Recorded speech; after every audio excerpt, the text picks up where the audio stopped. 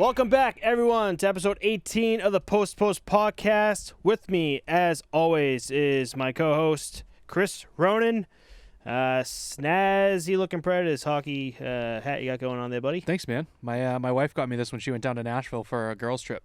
It's nice. Yeah, I like it. I was pretty jealous I didn't get to go, honestly. Yeah. They like sent me Snapchats of the arena, too, from the outside. I think it's the Bridgestone there, right? Bridgestone Arena, yeah. Yeah, in Nashville. But I was really hoping for a jersey, honestly. Oh, yeah, for sure. I mean, you got a nice little snazzy Yeah, hat. it's a nice hat, That's you know. good. Got a lot of sparklies on there. Yeah, it's cute, isn't it? It's nice. But I like it. yeah, No, what isn't nice, though, in Nashville? the referee job, I guess. Tim Peel. Tim Peel's not looking good, especially for the Nashville Predators fans. Fired, baby. Where's Donald Trump when you need him? Was that the fired thing? You're fired. You're fired. That's what he's get. So Tim Peel was refereeing a game this week, Nashville Predators versus Detroit, and was overheard saying that he wanted to penalize Nashville. That's all we heard, though. Yeah, the quote was, quote from him, "It wasn't much, but I wanted to get a fucking penalty against Nashville early." It's kind of like a dipshit move. I mean, yeah, you know you're mic'd up. Like, you got to be careful what you say. Right. Like, in my opinion, I think this whole thing is being blown out of proportion, taken out of context. Right. But you never really know. So I never know. I heard it, and I'm like, he got caught. Like, Yeah. he got caught. He got fired. Like, that. It is what it is. But at the same time, it happens with, like, even beer league, and I'm assuming the NHL, where maybe a ref screwed up, like, a call, and now he's trying to get, like, a makeup call. And honestly, I'm pretty sure this is just the semantics of it. Like, what if he reffed Nashville the night before? He's like, that game got out of hand way too quick. I'm going to call a hard game early so that I set the tone for the game. Right, exactly. If it's like that when he's mic'd up, there's no friggin' issue. No. But now the way that he worded it, it seems like he wants to get a penalty against Nashville early, and just because, just Right. to rig the game. Right. You know? It's out of context for That's what what it I is. think. Like, That's what I think. What if he was doing it just to be an asshole, or what if, like, exactly what you said, where he's like, I'm trying to make this like a tight game because I don't want the same bullshit to happen. Yeah, like yeah. the last game. This is how I'm going to call the game. It doesn't matter if it's Nashville, if it's Detroit, right? That's who they played. Yep. And I mean, that's how it could be, and it just seems like it could be blown out of proportion here. He's been around for 22 years, like. Yeah, he you know knows what I mean? he's doing. Yeah. So I don't know. He's been getting a lot of backlash. Like, players are just like, thank God he's gone for this shit. But I'm like, I don't know, man. Like, referees got to do their job. You said he's been here for 22 years. Like, he knows what he's doing. I've seen a lot of things saying that this could have been his last season too. So I think I see articles saying that he was fired, but I haven't seen the NHL say they directly fired him. I've seen them say, like, he's not reffing any more games for this season. Right. And I think that's their way of having him, like, retire and ride off into the sunset. Oh, maybe. You know? Because the NHL did come out and say that, where we go, he said he no longer will be reffing working games for the this NHL season games or going forward. in the future. Mm-hmm. So maybe that is. Because in the future, right? So if he's going to retire, like, apparently he's not. Yeah, because they never said, like, we are firing him. You know what I Right. mean? The words never came out of their mouth. Came out that it says we're But fired. they're like, he's not going to be taking care of any games now or after this season. You know? Interesting. So I don't know. I don't know. I mean, unfortunate, but it's just... You just got to have your head on straight when you think, like, I'm mic'd up. Maybe I should reword this or watch myself. Also, 22 years ago, like, they weren't mic'd. None of the refs were mic'd up. No one's mic'd up, man. Like, it was just a whole different game back then. Yeah. So it's like, he's an old head, still not getting used to, like, the new stuff. You know what I'm talking about? Could be that. I don't know, but it is what it is. It's just... R.I.P. Tim Peel. R.I.P. NHL career in the toilet later. See you later. Dunzo bunzo. Another news this week, Robin Lehner came out and addressed the rumor that he's not hurt to the media this week, which is big. When I first saw the video or the report, I thought he was still out, but it was actually the game before. It was the day as he was coming back.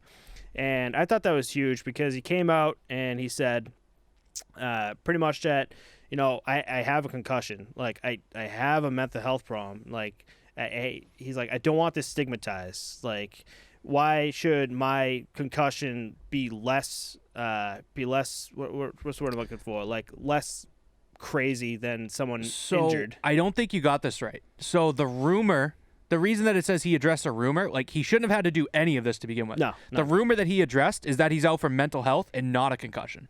People were saying that he was not injured.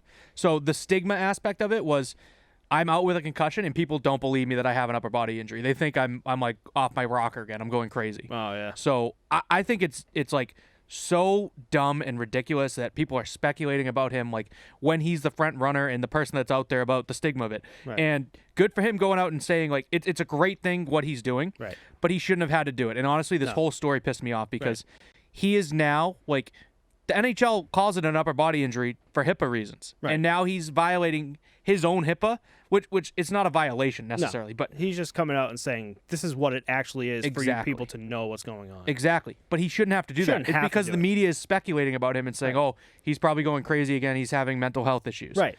And it does get to a point where, like, they can speculate all they want, but if you don't come out as a player, if the person who they're speculating about, if you don't come out and say what actually is going on, Exactly. people start to believe what the media is saying it is. And that's what pisses me off is he was basically like, his hand was forced to come out and say he has a concussion, Right. which also hurts his career down the line because Right. now other teams are like, oh, he has He's concussion concussed, issues. yeah. You know what I mean? Right. Like his trade value is now dropping. Oh, yeah. You know what I mean? It's just an all around wrong story, and I was very pissed off when I saw it. Yeah, no, I'm with you on that, too.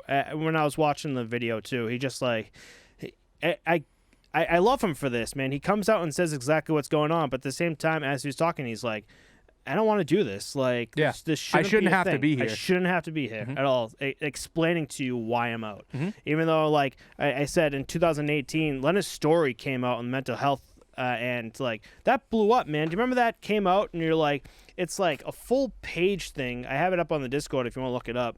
But like, it was like a full page thing of what he was going through at home, like his, like, the whole mental health issues, and the league didn't care. Like, it's like, oh, you have a mental health issue, like, man up, like, you know, get over yourself. And he's like, no, man, like, I was going home, I couldn't deal with my kid, I couldn't deal with my wife, I was drinking all the time, like, I just couldn't deal with, like, my mindset.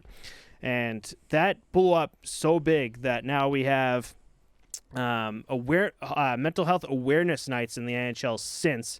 And then NHL also started Hockey Talks, where the fans and other players share their mental health stories, and they're trying to push for more awareness and more treatment of the problem. Yeah, and there's also the hashtag Bell Let's Talk that's huge in Right. Canada, and that's very linked to the NHL. There's a Bell Let's Talk Day. That all has to do with opening up about your story in mental health. But the same year that you mentioned, 2018's Leonard's story comes out, that year he wins the Bill Masterton Memorial Trophy, which is for the comeback player of the year who, like, overcame adversity. That's and awesome. I think that was the same year that Bobby Ryan was battling addiction, and there was like a third player that was like a huge it was a big run, like, who was going to win it. Like, Oh, wow. they all had great stories. Another one I think is Oscar Lindblom, not the same year, but he battled cancer and ended up coming back at the end of the season and still Wow. playing. Yeah, Wow, that's he beat awesome. cancer and came back and played same season. Craig That's Anderson was one when his wife had cancer, I believe. Yeah, that's right. Yeah. Right. And I remember him coming back, and the first game back for his wife. Then he have like a Shutout, I think, yeah. And, like, He was, like, breaking down, just crying. breaking down, crying. Yeah. And he's like, the fans are giving him like Yeah, applause. his and everything. wife was in the crowd too. That was Very awesome. cool. That was cool.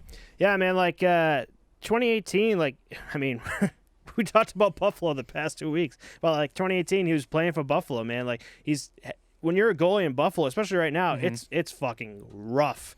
And like, to come out at the time, you're like, I have a mental health problem where like the fans are just like, no, dude, we need a fucking goalie in the net, fucking mental health shit. And like, now, like, he's the face of it, man. You think mental health, you're like, Robin Leonard, like, since then has just been like, I'm the guy, poster man. boy for it, I pushed through in the NHL to be like, hey, no, take this seriously. Like, guys like get injured with like broken like hips and shit, whatever. Like, this is just a severe injury. Yep. Severe shit. He goes, I think in the interview, he just like, the only difference is they're getting a surgery. I'm taking medication. That's the only difference. So, you know, Robin Leonard's story is fucking awesome. And I don't think he gets enough credit for, or at least a lot of like light for like what he's done. But for the people who know him and know what he's going through, I think that's where he gets the appreciation from. Also, he came back this week, and I remember they called him Panda. Like, oh, Panda's back, and I'm like, where the hell did that come from? Did you look it up? I tried looking up, and he actually came out and he goes, I'm not going to tell you where that came from. Like, pretty much came out. And he goes, No it's too sensitive. shit, dude. That's so awesome. I don't know what the fuck Panda That's is, awesome. but he goes, the fact that like he can't say where it came from, I'm like, oh boy. I love it. Moving on to the Senators, goalie Philip Gustafsson got his first NHL win this week. in that win, Flames' Rasmus Andersson tried stealing the puck. He came out afterwards and apologized and said it wasn't intentional. But, man, who takes a puck after a loss? Like, he comes out and he's just like, yeah, man, like, I'm sorry. I didn't really realize what I was doing. I was pissed off at, like, how poor we played. But he's also, like, taking the puck into the locker room. Like, you have to know the puck's in your hands and you're going into a locker room after a fucking loss. Like, yeah, I don't know. I think like 50-50, like, that he's just so weird. Shit and a half. Yeah, it's like he could be, but he could not be. Like, that's such a harmless thing. Like, maybe he's just walking to the bench, fucking bringing the puck. He's going to slam it off the boards kind of thing. Right. But at the same time, like, you see them celebrating down the other end. Maybe he doesn't know it's Gustafsson's first win, you know? I mean, actually, you should know because that's the goal you're going up against. Because there's three Senators players, like, going for the puck, and he's just, like, taking it to, like, I didn't know. Yeah. And then he throws it back. Instead of passing it to someone, he throws it back on the ice, pissed. And then Matthew Tkachuk, that fucking piece of shit, just, like, rifles it down. Like, there's three other players trying to grab the puck, and he rifles it down, like, the other end of the net. So they beat the Flames then? They beat the Flames. No, that's funny. So it's the Tkachuk brothers going against each other. What a piece of shit. No, I don't know. I think it's hilarious because the dude came over to make a big scene about it, come get the puck, and then he says, yeah, go get it. Here you go. I like it. Pound sand, dude. Get out of here. Speaking of Matthew Tkachuk, who... I don't know, man. Brady Tkachuk, Matthew Tkachuk. We've already talked about this a few episodes ago. He was caught refusing to pass a stick to his defenseman Nikita Nesterov, who broke it in the game against Toronto this week. Did you see that? That was a tough look, man. That was bad. That was rough, man. So funny. He's like, no, I'm gonna break out with the puck and go score. Yeah. You're not gonna give it to your defenseman. Your I don't own care. Fucking teammate. Meanwhile, he's like, come on, man, give me the stick. He goes, no, it's mine. Doesn't even like make eye contact with him, like avoids him. He's like, I'm gonna break the puck out once it comes to me. Don't worry. What do you think that conversation was like after the game? Like they're in the locker room together. Oh my god! If the coach had to have seen it because it was big news. I mean. It wasn't. Like, they didn't get scored on because of it, so it wasn't an issue. But if they did, dude, he would have got roasted. Oh, my God. Reamed. Like, we would have been shitting on him right now. Yeah. I mean, we still are. It's still not the right thing to do. You know your defenseman needs a stick. It's more important for him to have it than you, and you're still trying to keep it, you know? A little selfish. So, I don't know if I talked about this, but, like, after, especially Matthew Tkachuk, those two situations, and then Brady Tkachuk, I'm like, is this what, like, other fans of like different teams feel about Brad Marchand? Like, are they discussed? Like, we're Bruins fans, so we're just like, no, Marshy's just being Marshy. But like for other fans of other teams, we're like, that guy's a fucking piece of shit. So I disagree on two points. Okay. I don't like the extra antics that Marchand had. I understood the aspect that he needs to do that to have his game play properly. Right. But now he's such a superstar, he doesn't do it anymore, which is cool. He's got it. Mm-hmm. Back then, I was like, dude, why do you have to do this? Because there was the time where like, all right, he was doing it and was like not producing crazy, and now he's still doing it and producing crazy. And then I was like, why are you still doing this? You know, you're taking yourself out of the play. Licking the dude. Like, what are you doing, dude? I couldn't stand that. But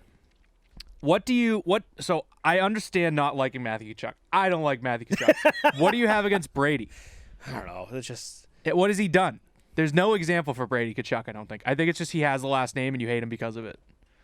He's got like that punchable face, man. He does. Yeah, he's got it in the genes, but he doesn't. And then also he like the Tkachuk name in the back. And yeah, he doesn't do anything though. He doesn't play the same game Matthew does, and I really like Brady, and I like him as a player, but I do not like Matthew Tkachuk. Like the game that was at Toronto that flipped the puck at him we talked about a couple weeks ago. Yep. That was hilarious, man. It was so funny. That was so funny. Just because it was him. If it was anyone else in the league, I would have been like, that is the most disrespectful thing you can do.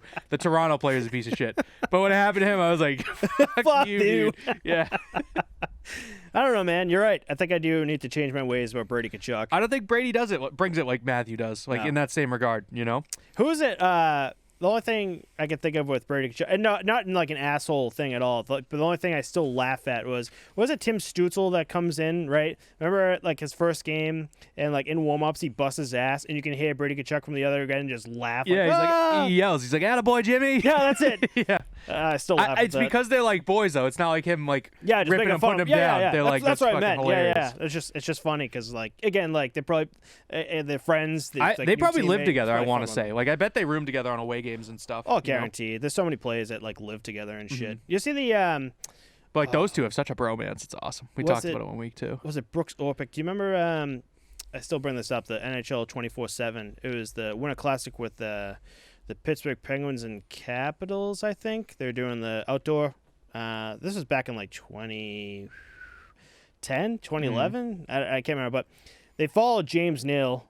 and James Dale like literally just like gets up like from his like apartment that he lives in, just like throws on shit and like walks like 5 feet across like Brooks Orpik's house, and like he just opens the door, like walks in. That's awesome. And Brooks Orpik is just like, he knows he's coming, so he's making eggs and breakfast for him. He's like, "Here you go, you fucking piece of shit." He goes, "How's the eggs today?" I love James Neal. James Neal is the real deal. Right. That's a fact. So it's got to be very normal for especially new players coming late to. Was Sidney Crosby roomed with Mary Lemieux, right? Yeah, that was weird though. That was different. That was like father-son kind of thing. Yeah, like, in a cool way, not like a weird way. You know what I mean? But it was just like kind of different. Ways, yeah. And then Mario owns the team too, but he's still playing for the team. Like weird times. Oh yeah, weird times. Because he would be like, they would be in practice, and Mario would be like, "No, we're not doing that." And the coach would be like, "All right, we're not doing that." Guy signs my check, so whatever he says goes. All right. Another news this week: NHL draft lottery changes. For anyone who doesn't know, the lottery is a way to determine the order of selection for the first 14 picks in the draft. Teams with the fewest points during the regular season have higher chances of being able to pick first. So in 2021, the teams finishing with the fewest points can't draft lower than third overall. Which is that this season too? That applies to this season? That applies to this season. Okay. Yep.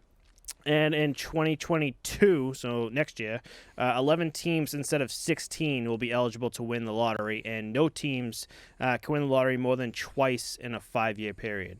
So, I don't know. Does that help, or does that like... I think it helps. Remember, I know you had it in your notes too, but remember like the way that the Oilers just burned lottery picks and just killed them. It was Nugent Hopkins. It was McDavid. Taylor Hall. And there was one other.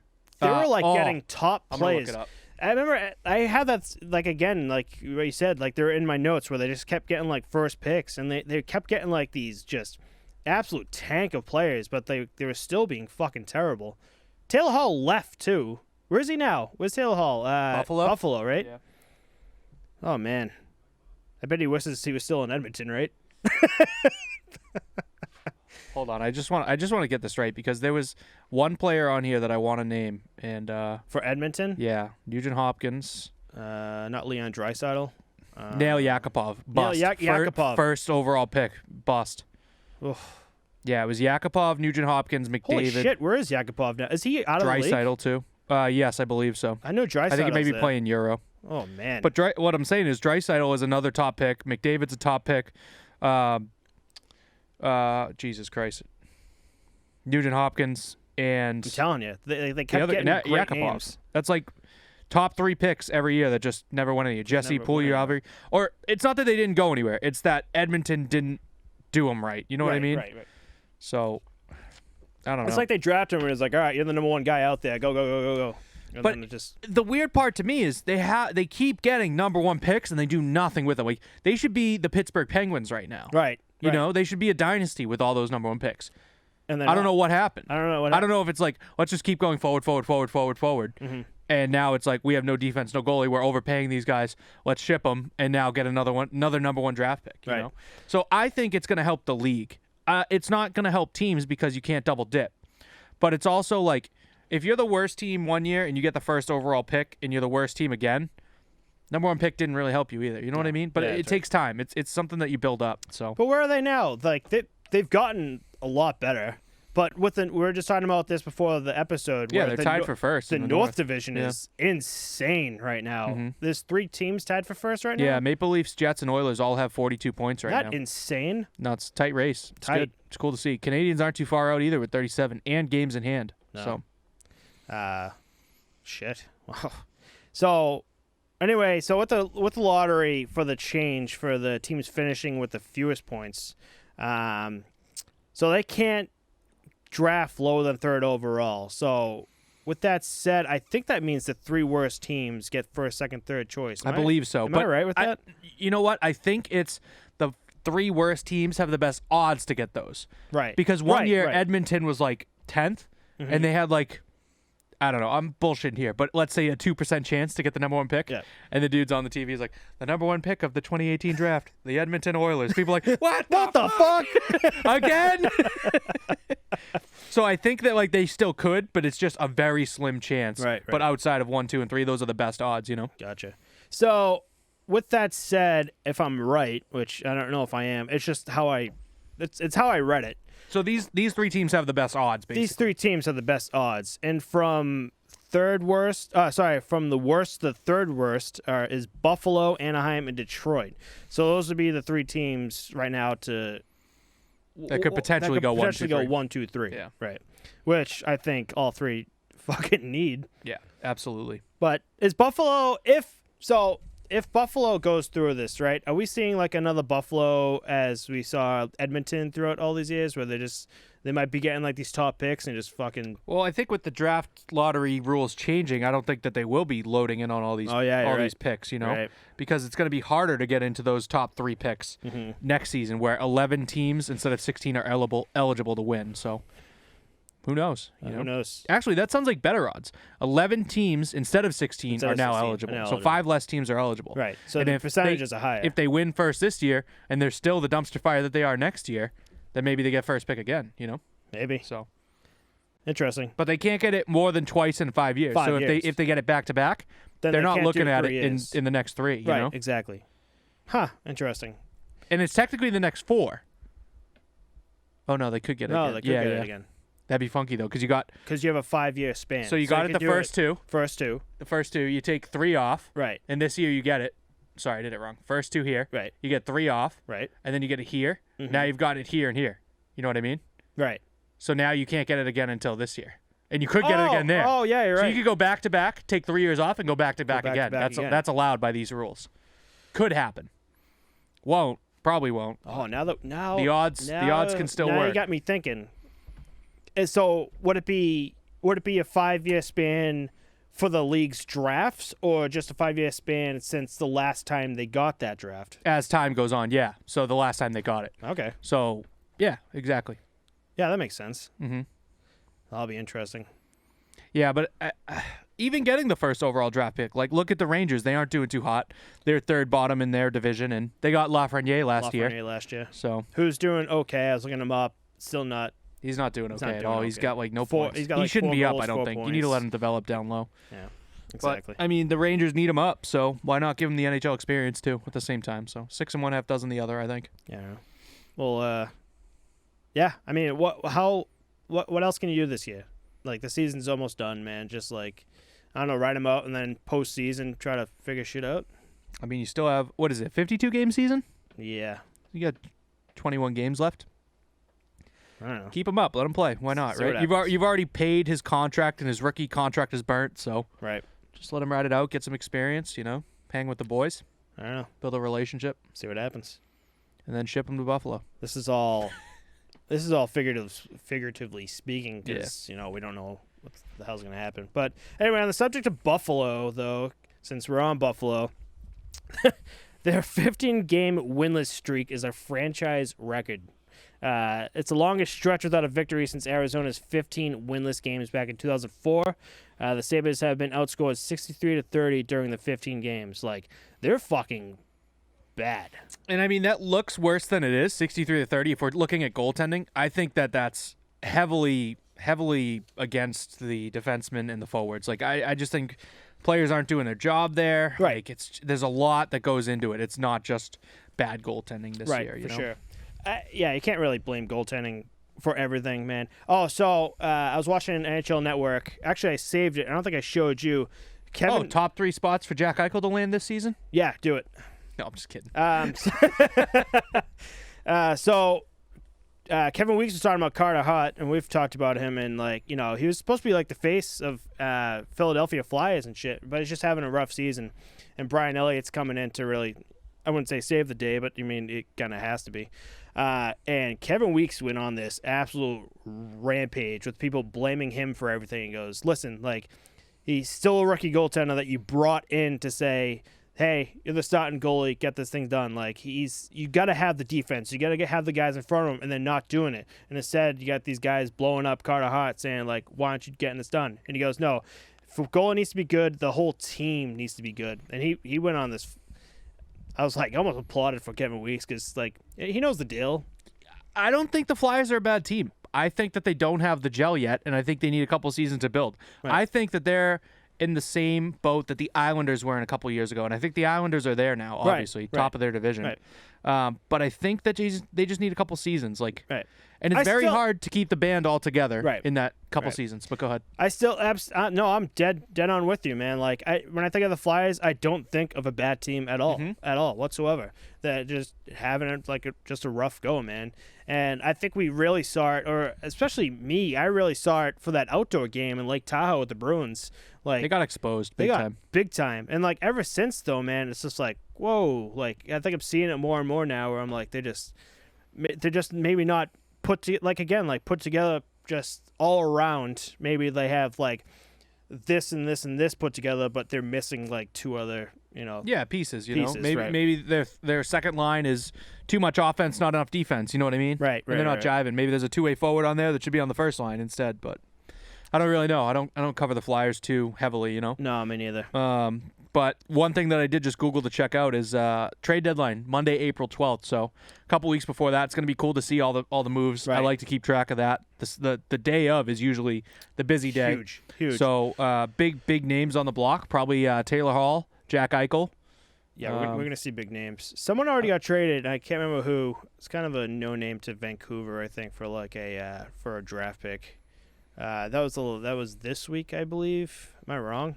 Check it out. Something M or whatever, but yeah, I saw him. That was the first and like last time I saw like an actual trade. And like again, we're getting there, but I'll be curious to see if Buffalo does anything. I'll be curious to see Flyers, just anyone in general. Like I'll be shocked. I'm shocked. I'm shocked Tampa's making moves. Tampa was like really talking in talks with like moving a few people. But that's what you have to do in order to stay on top. You can't become complacent with what you have. And you also need to stay ahead of what your salary cap's going to look like. Mm-hmm. If you have guys like Pat Maroon that are getting paid now after a Stanley Cup final win, and if they go on a good run again this playoffs, he's going to look to get paid next year. You know what I mean? Right. Like I'm not talking just what their contract is, but in general, you got to be ahead of the game. And you're like, all right, this dude's going to be looking for more money next season. We can't afford to pay it, and we don't think he's worth it. Right. We let him walk. We do what we need to do. Okay. And yep. you just got to roll with it. And I think a good example of it is probably the Blackhawks. The way that they've turned their team around even after their dynasty's gone through. Right. Like they maybe had one or two bad seasons. Mm-hmm. This was supposed to be one of them, and look where they are now. You know what I mean? So I think they're working very well with what they had, where another example of it would be the Kings on the other end of the spectrum. They've been bad for probably 3 or 4 seasons now after their dynasty, and they got, what, 2 cups? Or was it 3? It was only 2, right?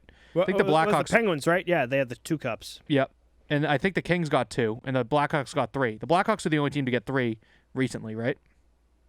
What do I feel like I'm lying with the Penguins, though? Penguins definitely got 2. Penguins definitely got 2. But I don't think they got 3 in a quick span. No, because I think the last time the Penguins rose the cup was 2010 or 2009. Remember they had 2 years back-to-back, Detroit versus the Penguins. 1 year Detroit would take the cup, and the next year it was back to Detroit versus the Penguins, and then the Penguins would win the cup. That was 2009 and 2010, right? And then it took till 15, 16, and then Matt Murray won the cup twice with the Penguins. Would you say you're a Penguins fan? What? What happened? Would you say you're a Penguins fan? Yeah, I like the Penguins. What are your top 3 teams that you're a fan of in the league? As of right now? In general. So I'm a big Penguins fan. Love them. I say Nashville Predators. I really like the Preds. But are you a fan of the Preds? Yeah, I'm a fan of the Preds. You follow the Preds? So Who's on their top line? So who's on the Preds' top line? Who's on the Penguins' top line? So we got Jake Gensel, right? And then you got Sidney Crosby, and then sometimes Malkin, but I think they bump him down. Yeah. But I mean, you have an answer for that, but you don't have an answer for the Preds, is what I'm saying. So the problem is for a lot of the teams that I like is based off goalies. When I say well, then I wouldn't say you're a fan of the Preds. You're a fan of UC Saros and Pecorine. Yeah, exactly. That's what I would say. Oh, so the Pens won back-to-back 2016-17, but before that it was 09. Yeah, okay. So that's a big gap. That's a big gap. But I was looking at the Blackhawks, who won 3 and 6, I believe, is how they won theirs. Yeah. You know what I mean? Or maybe it was 3 and 7. But the Kings got 2 and 6 or 2 and 5. Mm-hmm. So I just think that the Kings gambled big to win and won, and then they're now reaping the Right. the repercussions of Right. it, I guess. I mean, you're always gonna have that lull, like right after you win the cup. Like, I don't think any team comes back like the next season just like. Not typically. Yeah, it's pretty rare. You usually hear about a Stanley Cup hangover. Right. Exactly. So we're on Tampa Bay. We'll move on. Andrei Vasilevsky set a franchise record this week. He got 12 consecutive. He got his 12th consecutive victory against Dallas, which is, I mean. We talk about Vasilevsky all the time, but I feel like, we have to. Like, yeah, we do. He's the top goalie in the league. Like, right, and he's always in the news. He's always doing something. Yeah. Ever since he entered the league, you're like, holy shit. And when you go 12 wins in a row like this, like, that's huge. You're on the NHL top 10 every week now. You know what I mean? it's insane. Like, no goalie wins 12 in a row. Right now. Are you trying to go to the bathroom? Yeah. Okay. Go ahead. Right. Do your thing. I'll talk to the camera by myself. All right, so he got his 12th consecutive victory against Dallas this week. In the league right now, since he got the 12th consecutive victory, he ties Marty Brodeur and Eddie Johnston. Eddie Johnston is a Bruin from 1970 to 1971. Tonight he actually faces Dallas and could get that 13th consecutive win. Currently 14 is the highest consecutive wins. Tiny Thompson from the Bruins in 1929 to 1930. Tom Barrasso, Penguins, 1992 and 1993. Jonas Tilla, the Ducks from 2013 to 2014. And Sergei Bobrovsky from 2016 to 2017 on the goalies who have hit that mark. So, Vasilevsky could do it. Like, I could see 15, 16. When you got a team like the Tampa Bay Lightning right now, it's so easy for him. Like, you have the guys in front of him, you have the defense, and then Vasilevsky is a brick wall too. I could definitely see him just shattering that 14. If they keep this going, man, I could see. I never see him like freaked out or anything. I could see like 15, 16 consecutive wins. Like, he could break this. I wouldn't say easily, but he can break it. And who's can you look up who they're playing next? Like, yeah, that's in the what I next was just month? pulling up.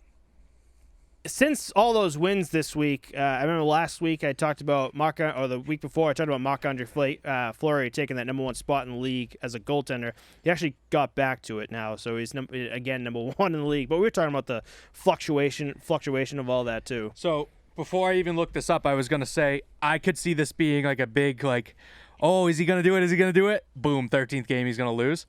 I got right now Stars 3, Lightning 2. I don't know if he's playing tonight, but they're losing right now in the second. Second period's done. Are we able to look that up? Yeah, I'll check out who's playing right now after this. Okay. But we got the Lightning and Hurricanes playing Saturday, which is a potential win, and then the Lightning's Blue Jackets too. So if he's playing those 3 games, he could beat it. But let me check up right now and see who the starting goalie is against the Stars. So for this season, he's currently 21 wins, 3 losses, and 1 overtime loss. He's got a .933 save percentage and a 1.83 GAA. He's too good. He's too good for this fucking league. He is playing right now against Ottinger, and they're down 3-2. So I'm gonna keep that up right now and see how they win, how they go. You know, man, I'm pulling for him, man. I love Vassy. I kind of want to see it die. You're an asshole. Just a savage, dude. You're an asshole. Why? Some men just want to watch the world burn. I love Vasilevsky. He's one of my favorite goaltenders, but. Man, I would love to see it, dude. Lose. Or how about get the 13th win tonight and then lose Saturday? Just eat shit. Oh, I don't know. I just think it's funny, dude, when it's like, dude, he was that close. He didn't do it. Like, oh God. Hey, you can do it, man. I believe in you, Vasilevsky. If anyone can, it's him. I could do That's it. A fact. Anyway, talking about the Northern Division here. Montreal had their 3 games postponed. 2 Habs players, Joel Armia and Jesperi Kotkaniemi, I got that right this time, didn't I? There you go, nailed it. There we go. Have been placed on COVID protocol. They're actually the first players to enter protocol from Montreal. Canadians will miss 3 games with their 3-game stint with the Oilers this week and won't play until March 30th against Ottawa. I feel like that's like little too much for 2 players to get out of protocol. Like, how many times have you seen players go out in protocol and like there's still games being played? Well, I mean, we talked about it before with contact tracing. It's about who those 2 players were in contact with. If they were in contact with the entire team, then yeah, they're gonna have to go into quarantine. You know what I mean? Right. That's just how it works. Oh, okay, so but if those 2 players were like just those 2 were in the hotel room and they didn't see anyone and they confirmed to have COVID, like right. Now we're SOL. So right now it's not confirmed. It's just not confirmed at all. They're just going through the test. The protocol, yeah. So if they come out positive, one of them comes out positive, does that mean like the whole team has to get like tested? Quarantine, and that's why they're delaying till the 30th, because if one of them's positive, they're screwed. But even if they aren't like negative, they could play those games, but it's like at this point in the season, do you just take the chance, not take the chance, but all right, they're ready, drop of a hat. Right. Now the other team's like, oh shit, we have to play. We were preparing to be not playing until the 30th, you know? I meant to look it up. How many like postponed games are there? We had it a couple weeks ago. We'll probably do it next week, but there was a number, I forget. We rattled it off one week. It's gonna be insane. Probably somewhere upwards of remember the week that we talked about like 4 were weather related delays? Yep. But it's probably upward of 60, 70, don't you I wonder think? if that will change anything, man. Like, I wonder if like are they gonna do it like during the season or like postseason before they start the playoffs? Well, they try to reschedule them into it, and they also left a little buffer period at the end of the season. Oh, okay. That makes sense. Before the playoffs, so there's like room to fill in games if we need to. Interesting. I wonder if those postponed games would change anything, like teams like just making the playoffs. Dude, honestly, one so this is Homer news too. The Bruins just came out of COVID protocol, and honestly, it was the best thing that could have happened to them because they just lost like 2 or 3 defensemen to big hits, and they were out on injury, and now they've recovered. They're back, ready to play, and Tuukka Raska's back. And they were saying that it's usually right around like mid-season point that they have the All-Star break. Right. So they did just get a week off, and now they can reset and come out of the gates firing, you know? They've had a week of rest compared to like the other teams that had to reschedule games and play, you know? And that's also another factor of this is the Oilers are missing games against the Canadiens. Right. If the Oilers were in protocol before and had to miss games against someone, now's a good time to reschedule them, those games. Yeah, so you can make a game up in between, you know? Oh, man. Something like that, you know? Oh, man. Because now the Canadians have missed 3 games, and they're like, well, these guys missed 3 games, so now they'll have to play them instead, you know? Oh, okay, yeah. That makes sense. Wow. Still within their own division, too, which is kind of funky and weird to think about. Right. It's a lot. It's a lot to take in. I think I mentioned it one week, too, with the Celtics playing in the same arena as the Bruins. Like, and then there's also concerts and events at TD Garden. Like, I would not want to be the, like, event manager of that. Like, imagine having to map out a calendar for the whole year. It's like, Celtics play tonight. We got to flip into a rink the next day. And then the Celtics are back and flip it back. And now Taylor Swift's coming to do a concert on a Friday. And, like, oh, my God, dude. Just, like... I think a wicked stressful job, I bet. I wonder if it was more difficult back in the day. I feel like all that's computerized now. I feel like for the players... It's probably like an algorithm to solve there's it, got to be something to be like, hey, like we got, like we said, like we had Taylor Swift this night. Okay, cool. But like we do see, and here in Boston, we do see like double headers with like the Celtics and Bruins where just like the Celtics will have like an afternoon game, and then after they pick up all the boards, they do the ice, and then the Bruins are playing that same night. Yeah. So I don't know. Yeah, you're right, though. That must be a fucking headache and a half to do. I wouldn't want that job. Nope. Unless they pay me good. But even I'm sure they do. Yeah, $15 an hour. Here you go. Anyway, also this week, Todd Scott of the Tri-City Storm and the United States Hockey League scored a goal. I showed you this before. What'd you think of that? So he went nuts. I mean, keep reading your thing, actually. Rattle it off real quick. Okay, so this is what I wrote down. I said, I've never seen a goalie celebrate like that, even in the EuroLeagues. Like, in the EuroLeagues, like KHL and shit, like, you see a goal. He's like riding his stick. He's like riding his stick. Like opera conductor of the crowd. Right. Like, he's on top of the net doing all that shit. And I said, without a doubt, after that sell, he gets a 2-minute penalty for unsportsmanlike conduct. He did, right? Or are you saying? No, he did wow. get it. Okay. Yep. Was it worth it? They won 7-4, but I still think it's insanely professional. Okay, so how many goalies in the NHL do you think have scored a goal? Not a lot. Not a lot. And how many goalies in minor leagues do you think have scored a goal? I don't know. Not a lot, dude. Like, it doesn't happen often. If you get a 2-minute penalty, like, this might never happen again in your life. This probably shouldn't have happened in your life. And it did. Like, dude, go nuts. Have fun, dude. Like, it's not like he went over the other bench and was like, how are you? You know, he sallied with his team. He did his own thing. He was hyped up, jumped into the crowd. Like, I don't know. I thought he was going to go through those. I did too, there. dude. He fucking got a whole head of shit. steam running into those I don't know boards. how much he weighs with all those pads or whatever, but like he lifted off the ice, and I was like, that glass is going to shatter. Yeah, I don't know. I mean, I don't like it.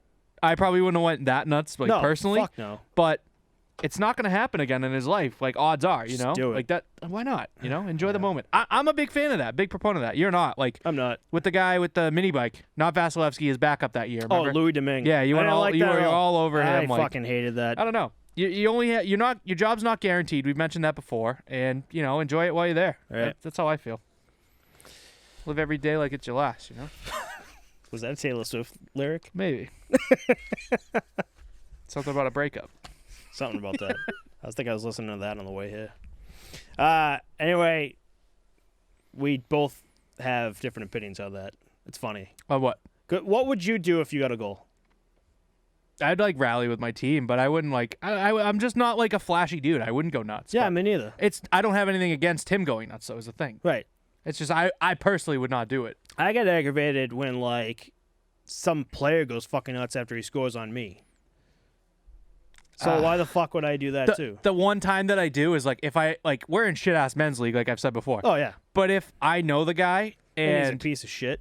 yeah, and then he goes like between the legs and scores, and it's like, yeah, I could have saved it. Like I don't know, like, and you did that. It's like that's honestly disrespectful to me. Right. Like, but nowadays, like kids are doing that. Kids are doing fucking Michigan goals. Oh god, yeah. Like, you can't have that mindset anymore. You gotta let it go. No. They scored a goal, and it's what it is. Did I talk to you about this? This must have been in like the first few episodes because that's the only time I think I'd ever bring this up. But like Somerville, what's that? The Stars. Yeah, you talked about this one. Talked about this. Those kids, man. I was telling you, like even back in the day, like how old are they? Like 12, 13 years old, and they were like doing the same thing, like Michigan, like picking up the stick and like all these. So like you're right, it is becoming just like the norm to do. But I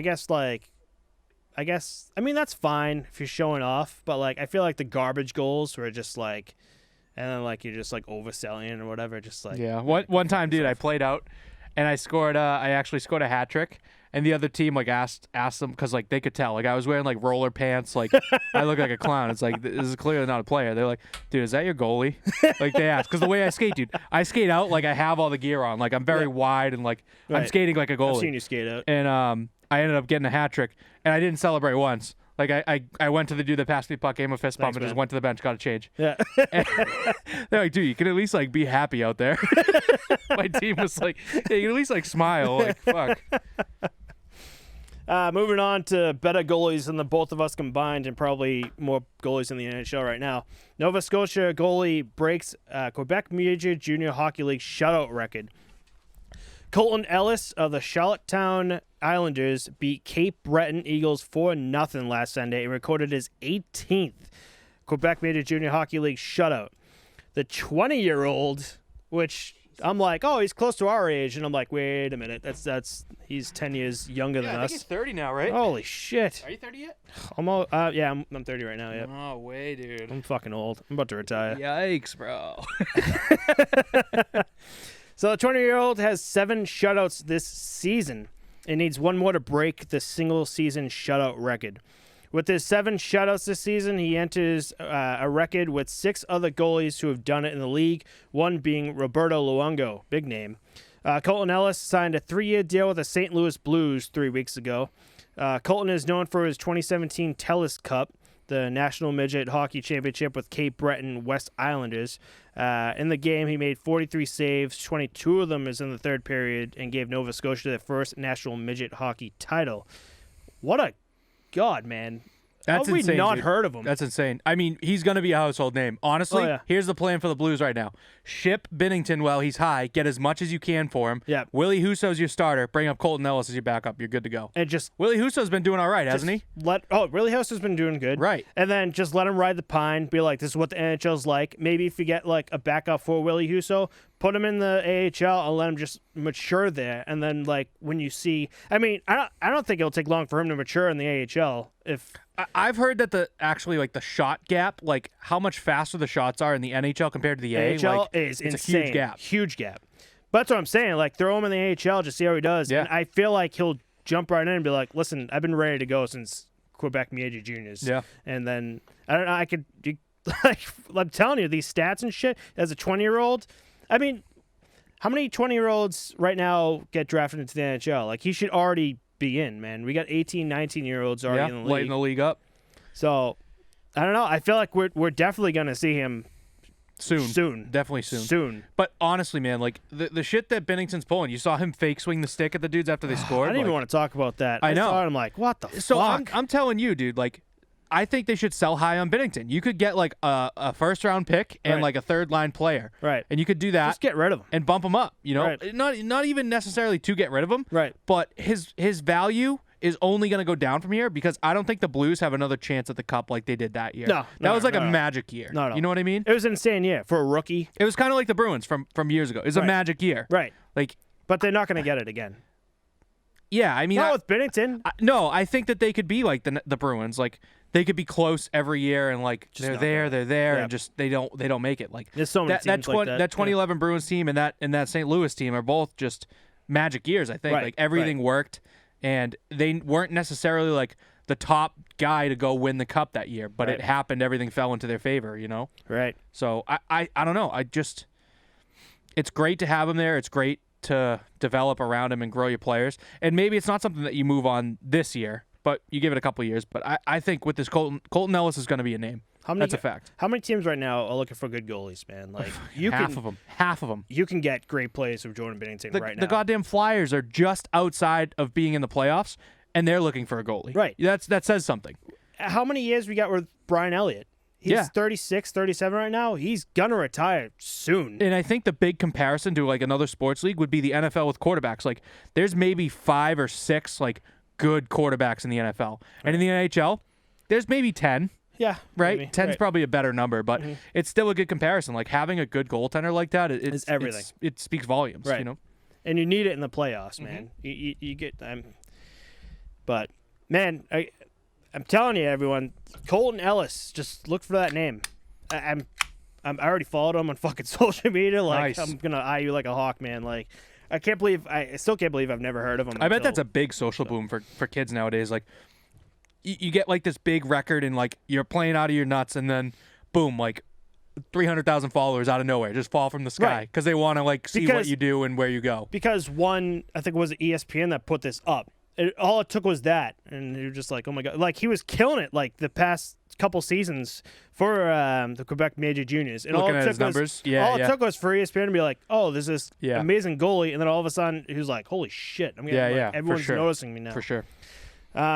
Moving on to another great goaltender is the Northeastern University Huskies women's goalie Aerin Frankel. I feel like I'm saying that right. I'm sorry if I'm saying your name wrong. I think it's honestly parents these days.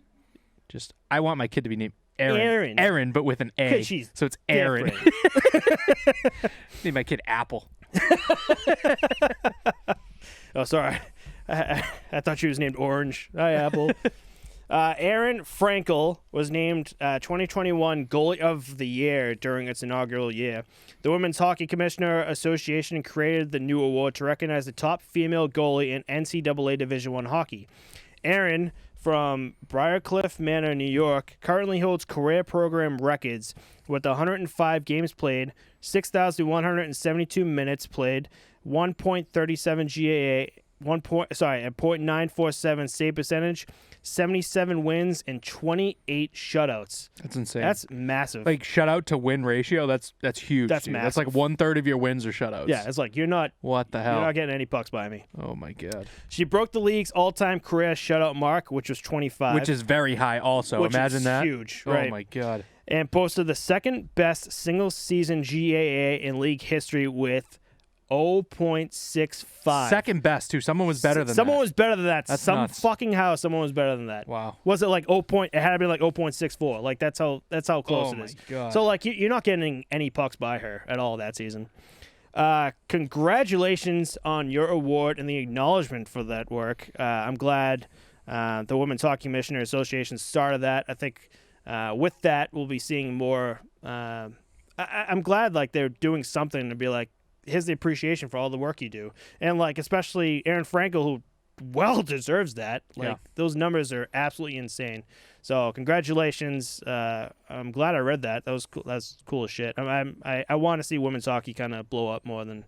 And honestly, it's going to be just like the NHL, where there's like the new young guys like McDavid. It's a whole nother level, and it's just going to be like that with women's hockey. Like, honestly, this sounds bad, but like when the NHL was starting out, it was almost like easy to get in. Right. And it's just going to get harder and harder for women to get into the league because they're getting better and better, and there's different levels to hit. You know. And it's good though, man. It is. It's awesome. It'll be good to see, like, okay, I there's too many levels I can't reach the NHL, and now they have a solidified like WAHL. Right. You know what I mean? Yeah, exactly. So it's gonna be cool to see the league and the game expand and grow. Exactly. I'm excited for like, I don't know, like 2 or 3 generations from now when like there's a solid like following for women's sports and following for men's sports, like neck and neck with each other almost, you know? Like, I'd rather watch, like, the women's game than the men's game sometimes. And it'll be 2 different things. Like, we get it's hockey, but it'll be, like, women's hockey is going to be their own thing, and we have, like, the men's or NHL, just hockey in general, will be, like, their own thing. Because,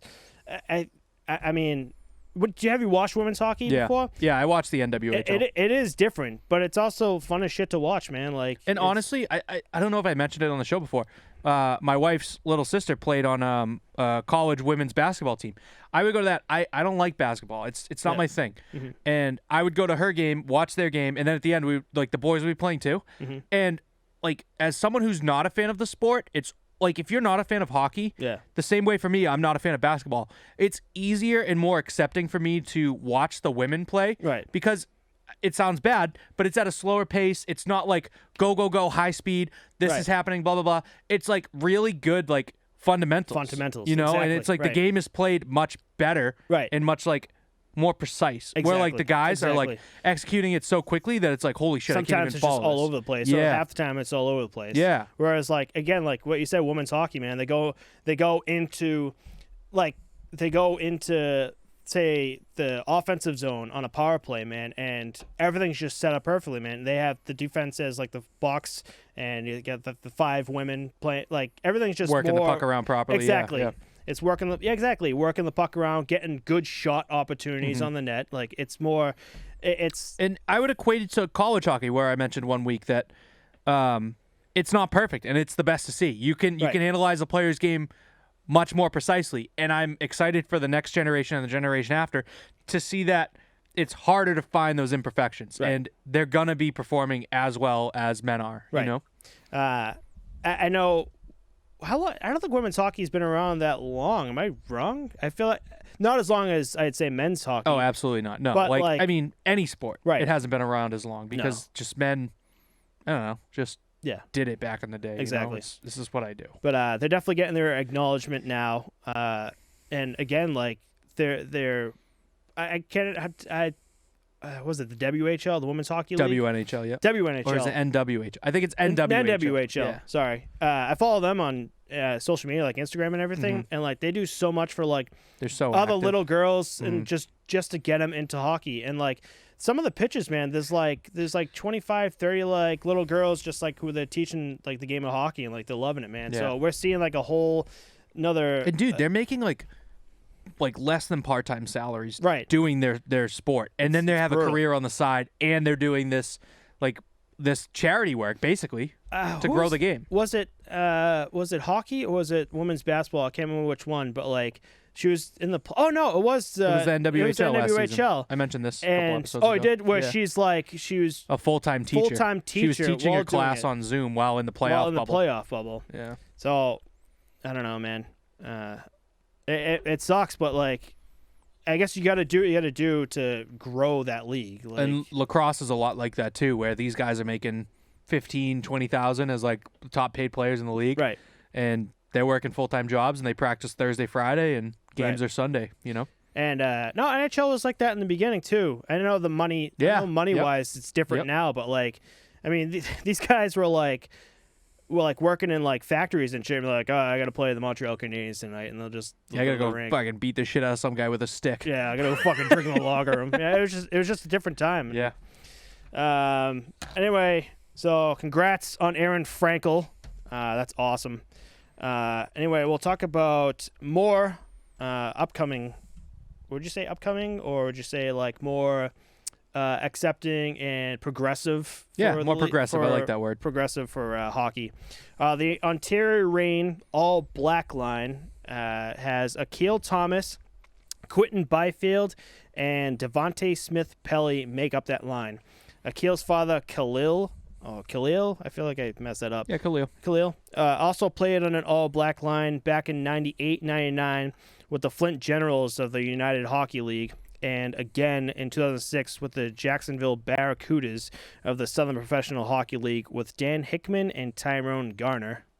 Pretty cool. Back in the day, so those two lines aren't technically considered professional lines. Right. This still is minor. The Quentin Byfield line with Smith-Pelly and Akil Thomas is the first all black professional line since the 1940s with Manny McIntyre,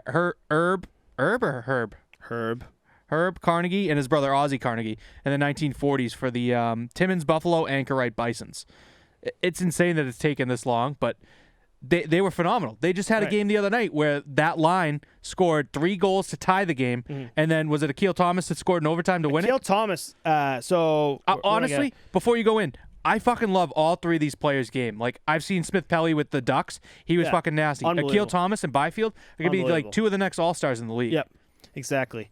So Akil Thomas scored a hat trick that game, and under 3 minutes to force overtime, then scored the winner in the shootout. So I know shootout goals don't count, but that's fucking 4 goals, man. Yeah. And they all did that within, like, they were down, was it 4-1? They were down 3-1. Yeah, like 4-1. 4-1. 4-1 in, like, the last 3 minutes of the game. And Akil Thomas was like, I got a hattie. Don't worry about this. Nuts, man. Unbelievable. What you had something for Tyrone Garner. Yeah, you mentioned him. This is funky as hell. He was a goalie for, like, 10 years or 9 years. He goes to play in Europe. And he's playing out on the all-black line that you mentioned with Akil's father. Isn't that insane? Like, I'm done playing goalie and I'm playing out. He was one of, like, the MVPs in the league, like, most valuable player, like, in the whole league as a goalie. And now he's going to go play out. He's like, I'll play out. Yeah. He doesn't have anything crazy. Like, I think it's funky on HockeyDB right now because they're not tracking the stats properly because he's not playing goalie. Right. Let me see. He's got 54 games played in the GER OBL, so it must be like German league. And then next season, 39 games played. Then he goes to the Southern Professional Hockey League, 47 and 41 games played. This is back in 2008. This isn't that long ago. No. But because he has goalie statistics on his HockeyDB, the only numbers we see for like stats are assists. So he's got, respectively for the 4 seasons, 4 assists, 3 assists, 10 assists, 15 assists. So he must have goals in there too. And then penalty minutes are on there, but I don't see any goals because they just aren't tracking it because he's statistically a goalie on this website. Yeah, right. Hilarious. So if he did score, would that still be called a goalie goal? Yeah, right. Would he celebrate everyone like your boy on here jumping into the glass? Jumping into the glass. So cool, man. That is cool. Awesome. So that line actually combined to score 6 points, 4 goals, and 2 assists in a 5-4 shootout win against Bakersfield Condors that game. Which is the new AHL affiliate for the Edmonton Oilers. I have their old jersey back up here. It's the Oklahoma City Barons. Thing's pretty sharp. I'm not a huge Oilers fan for their colors and stuff. I got it back in high school. I forget where I found it, but the thing's sweet. I think I must have got it on clearance. I like it.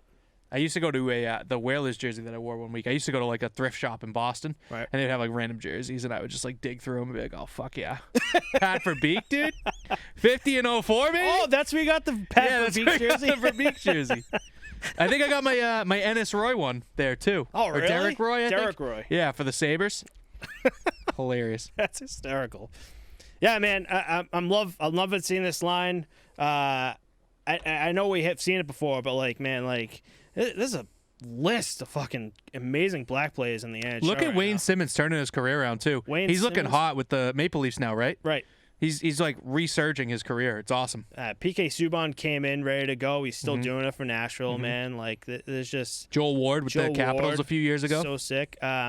Who's yours is Larocque. Do you remember him? George Larocque, the fucking mountain tank, man. Like and Ryan Reeves too. Ryan Reeves.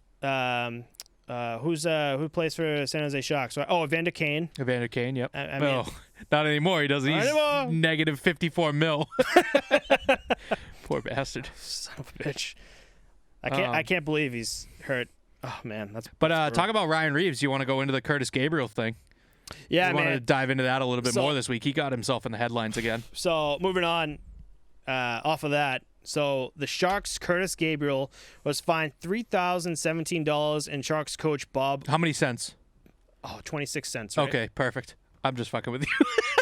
It was something. Where I'm he like, probably why the was hell fined did I write cents. that? The NHL was like, to the dime, baby. Pay up. It was like 26 cents. So I was like, I'm not gonna write that. That's awesome. And Bob Bonner. I'm going to call him Boner for this. This guy said Sharks Boner. coach Bob Boner. Canceled. Can't say Boner. He was fined $5,000 for an altercation prior to the game versus the LA Kings this week. So you killed it with this. So Curtis Gabriel was like a shark going back and forth on the red line. On the red line there. And like, who's the guy he hit? This week was McDermott. Yeah, he was cross-checked the shit out of him. I don't know if he said anything because in the video, like. So I think McDermott was fucking with him because I heard that like he crossed the red line a bit, like maybe moved his skate on the Shark side of the ice, and that's why he was going back and forth. Him. Fucking nailed him, dude, and like right in the weak spot too. Oh yeah, like right. Yeah. But he skated away. He skated away and laughed at him. Yeah, and then he beat the brakes off him in a fight, right? Yeah. Yep. He got rocked. And then so the week before. We talked about Kyle Clifford's fight with him. Right. And then it was either the week before that or 2 weeks before the Kyle Clifford fight that he fought Reeves. And he's making a name for himself, man. I like this Curtis Gabriel guy. Yeah. I don't like what he's doing in the warm-ups. I don't like what he's doing I'm not a huge fan. No. But he's starting shit. He's making a name for himself, for sure. He's keeping himself in the league, and he's going to get himself a contract at the end of it. I guess that's what you got to do when you're in the league to, like, get shit started. You gotta like, dude. And the hardest part for those players nowadays is you need to be able to play too. You can't just be the fighter. You can't just fight anymore. Yeah, like Ryan Reeves is putting points up. Who's John Scott? You can't be another John Scott, dude. John Scott is an all-star game MVP. All right, you don't talk shit about John Scott. I'm not talking shit about John Scott. I love John Scott, but you can't just jump into the league like he did and be like, you got to fight that guy. And yeah, you can't do it anymore. No. Did he score once at least in the All-Star game? No, or in the regular season. The regular season. Let's look up his stats. I'll pull that up. But I guarantee you, John Scott, All-Star game MVP, has at least a goal. I swear to you, I'll buy a jersey from him. I'll find a jersey. I want to buy the All-Star game jersey with Scott on the back. I'm with you on that. They weren't like crazy nice, but I did like them. But I would just buy it because it was him, dude. Right. Like, that is the funniest meme in the world. The NHL fans voted him in to go to the All-Star game. The NHL said, no fucking way. Basically. And the fans were like, fuck you, we want him in there. The team he was on traded him to Montreal. Montreal bumped into the minors in order to make it so that he can't play in the All-Star game. And then the fans rioted and were like, we voted him in. He needs to be there. He's going in. And Patrick Kane is assisting every goal, and he scores the game winner. And they each win $1 million, I think, was the format that they had for the All-Star game. Like, the All-Star game was a 3-on-3 tournament based on division, and John Scott scores the game winner to win. It was either $10 million split between the team or $1 million each, which is a fat bonus. And they're lifting him up, dude. They got to make a movie about it. They have to. So good, dude. The fans won. The league tried so hard to show be them like, what for. Can't be in here, and the fans were like, no. We want this absolute monster in here. They showed Gary Bettman in his New Balances. What's up? So yeah, 2015-16, the Coyotes traded him to the Montreal Canadiens, and he was bumped down to the Ice Caps. So in his career, oh my god, dude, how many goals does John Scott have in his career? A lot more than what you think. How many do you think? I want to guess on goals, and I want to guess on points. Guess on goals and points. Can I say for the whole season? His career. Career goals and points. You laughed, so I'm assuming like bad. I'll say 5. Yeah, you're absolutely right, my friend. Really? 5 goals in his career and 11 points. Oh man, that is Holy terrible. Shit. Penalty minutes in his career, 544, so he wasn't short on those. That's nuts, dude. He played 4 playoff games. I fucking love John in the Scott. NHL for the Blackhawks. I think it was the year they got swept. I do love John Scott, dude. He's just a lovable guy. They got to make a movie about him, honestly. I love that All-Star game, man, because he brought his whole family with him, and he's thanking everyone. He's like, "Thank you." This dude. And like he was so the fans did it, dude. He was just a meme. He was so happy to do anything, like post-game interviews or like during the game interviews. Is like, I'm just happy as shit to be here with like my family and just enjoy all this. Dude, imagine too, you're just some like bruiser, and you're in the All-Star game with like Zdeno Chara and Shea Weber going for the hardest shot. Patrick Kane ripping top corners, and you fought someone too, didn't he? I think he pretended to fight fight someone. Yeah, he pretended to fight. I can't remember who it was. I forget who. I want to say it was Kane, but I don't think it was. Obviously, because of the same division. I don't know. No. But it's hilarious, dude. Just awesome. Gotta love him. So funny. Gotta love him. God. I'm going to start looking up John Scott shit later. Yeah, man. Too. It's great. Want to call it? Yeah, buddy. I think we're going to put John Scott as the picture of him getting lifted up, dude. I want to put that in the thumbnail this week. I think he's just going to be the thumbnail this week. It's just going to be him. Like, no it's going to be, it'll be John Scott in the middle getting lifted up. Yeah. And then episode 18. Dude, there was a meme too when you know how like they used to do fan votes for the NHL video game, like the cover photo, things like that. There was one year it was like Thomas Swift in the cup, and like everybody put in these sick designs. I loved it. And then John Scott. And one was like the All-Star game. Everyone lifted John Scott. I was like, yes, dude. That'd be so sick if they did that. You ready to do a shot, buddy? Oh, I'm ready to do a shot. Oh, Do you need anything? This Red Label, man, is going to be... Johnny Walker Red Label. I got Johnny Walker Red Label. Blended. This smells so good. Blended. Dr. McGillicuddy's apple pie. Scotch whiskey. Scotch whiskey. No, Oh, whoops. Smell it. Smell it. Oh, smell it? Yeah, it smells really good. Ooh. Right? I like. Yum, yum. You have to tell me what that's like. Dare to smell This is that. like a 2-shot. This is going to be brutal. No, it's skinny, dude. Yeah, you're right. Cheers, buddy. Cheers, buddy. To John Scott. To John Scott.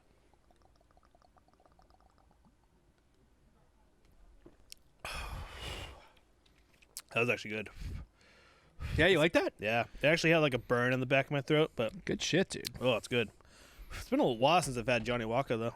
I don't think I've ever had Johnny Walker. Yeah. Really? Get some, yeah. I've had all three. The red, the black, and the blue. Oh, okay. I love the blue. I mean, the blue is the The most blue's expensive like one, $200 a bottle, I think. but it's yeah. so good. This is when I was still living with my parents and going out drinking and be like, oh, yeah, I got that money to spend. Now I'm like, I'm not fucking spending $200 on a fucking drink. That's awesome. With that said, guys, and for our buddy John Scott, who we now love, I swear to God, I might go on Amazon and like 2-day delivery for like a John Scott jersey for next week. Yeah. Want to do it? Want to go halvesies? No, because then I can't keep it. You're going to keep it Why would I keep it? You paid half of it. because we're going to leave it here anyway. And you can keep it. Tell you what. We're going to pick 2 jerseys and go halvesies on them, and then one of us keeps each one. All right. Which doesn't really make sense. We That should doesn't make just buy a shit jersey. sense at all. We should We should just just each our own buy a jersey. John Scott jersey. No, not a John Scott one. Like Just a we jersey? split a John Scott jersey and we split another jersey. Is what I'm saying. And one of us keeps okay. one. Oh, I but at see what you're that saying. point, like you just said, it doesn't make sense. One of Right. us should just buy one jersey each. I like that. I like that plan. Yeah. But okay, all right. So with that said, thanks everyone for listening. If there's anything you want to see us cover next episode, let us know. Our links are in the description. We will see you all next week. Thank Later. you guys so much. Bye. Peace.